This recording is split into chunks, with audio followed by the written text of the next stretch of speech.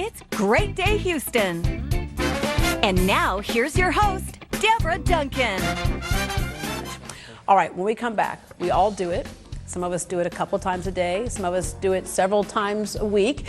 But we do wonder why other people do it and what it should look like. What am I talking about? Your poo. What it says about you with health and wellness expert Bryce Wylde.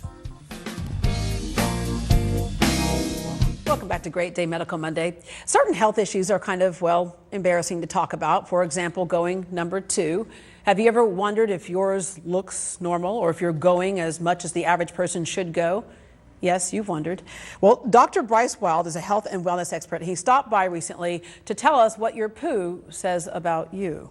Bryce, what goes in is, must come out. Yeah, must come out. But a lot of it is used for, to keep our body alive, nutrients, all that type of stuff. But what's not used comes out. That's right. And I think all of us have had that question of, I wonder if I'm normal in that area. Well, pull up a stool. What's going to hit the fan here? We got to talk about. It's a conversation. It's a little bit, maybe hush hush in most households. But we got to look in the toilet bowl. What's happening? First, let's talk about what poop's made out of. Okay, let's start there. Most people don't realize this, but it's made up of about 2 pounds for the day of water. Okay. I'm going to get you to throw that in. Now, that's inorganic material, so it's made up of about 10% of that, and then you'll throw this in there, and it's made up of about another 15% fiber. Mix that up. You know what, folks? It's almost that simple. That's poo. Water, fiber, and inorganic material. Now, the reason it smells is because, and that'll solidify later on down the colon, right? Yeah. After it's absorbed, the micronutrients and macroproteins, fats and carbs you need, and then the rest is just waste. But, at the end of the day, the smell comes from sulfur and the bacteria in your gut. And we'll talk more about this, but your gut has to have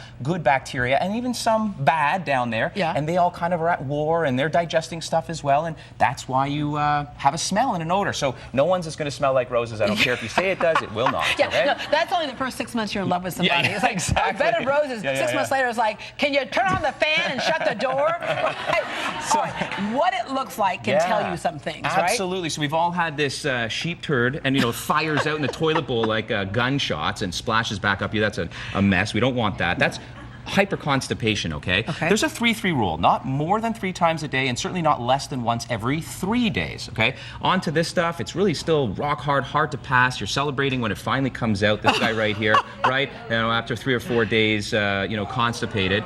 All right? Yeah, that's not good. And by the way, folks, I made this fresh for you this morning. It's clay model. I didn't personally make it. If it's clay model, you can touch it. It's all hygienic. Okay. All hygienic. Yeah, we've had this. That's almost like birthing a baby right there. We've all had it, but if you have it frequently, it's a problem. Talk to your doctor if you're seeing this on this side. Now, what you're looking at in type 3 and 4 here, and by the way, folks, there's a Bristol stool chart, a bona fide kind of like a Snell and I chart. You can look this up.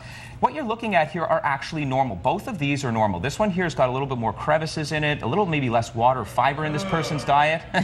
And this one's nice and smooth, okay? This one here is like an S shape, but they're both kind of S-shaped. Yeah. Now, why is it important? Why is it important to be S-shaped and smooth, okay? Why is it important? Because that means you have enough dietary fiber and you're passing it easily. When it sits in your rectum and in the lower end of your colon, okay, the sigmoid colon is shaped like an S. So when you're passing it real easy, typically after a meal, it's not what you've just put in, it's what's about to be left behind to make room for more. Right? So it's S-shaped because of the form of your colon and a nice amount of hydration and water in your diet and fiber, because it keeps and maintains that shape. And it literally dives into the bowl like an Olympic diver. There's no splashback, there's no mess. Yeah. It's just a perfect kind of like, In fact, you kind of go, did I go? Yeah, exactly. What the? And then I have a 4-square challenge. So usually in that scenario, 4 squares of toilet paper is all you need, right, to wipe it away, and then on you go, wash your hands, okay? But that's it. So this is very abnormal. We've seen this sometimes too. It's broken apart. Maybe we're traveling to Mexico, exactly, or this here. No form, no function. It's diarrhea. So the solution here, and we talked about it a little bit, there's 2 types of fiber, and we need more fruits and vegetables. I mean, I'm always talking about this. Starts with the food that you eat, right? Right. Yeah. But there's 2 types of fiber, insoluble and soluble. So let's talk about insoluble. You know this from this kind of gloopy, gloppy mess. Some people supplement with this insoluble fiber. And we should be getting this stuff from our fruits and our vegetables. Yeah, you got to ask yourself, if you're supplementing every day with something like that, something's wrong. Bingo. Okay. Absolutely. The other thing you want to know is that insoluble fiber is bloated. bloating and it's distending and it's causing symptoms, the very symptoms you're trying to get rid of, it causes more of. So the solution, soluble fiber. So I'm going to throw that into some water here. I'm going to mix this around. This is tasteless, odorless. This will reduce the bloat. It'll also, by the way, feed, if you don't mind, it'll feed, take a taste of that. Tell us what you taste, if anything. It'll feed the good bacteria. Nothing. You can sprinkle it on, you can sprinkle it on your salad. It's totally dissolvable. Yeah, absolutely. Yeah. Excuse me, I've got to go. And that's the other thing. It's non-stimulating. It's regulating fiber. Soluble, regulating fiber. You can find this online, for example, regulargirl.com. You don't have to be a girl. I'm a regular girl, too. I take this. But the nice thing about this stuff is it comes with a probiotic. So the probiotic and prebiotic, which is a soluble fiber, mixed together, reduces the bloat, improves metabolism, keeps things regular. Okay. Absolutely. All right. So we talked about poop. Just out of curiosity, show of hands in the studio crew. How many of you, after seeing that segment, feel like you are normal? Show of hands. Anyone? Anyone? How many of you feel like you might need to make an appointment? All right. Good to know. Okay. When we come back, how to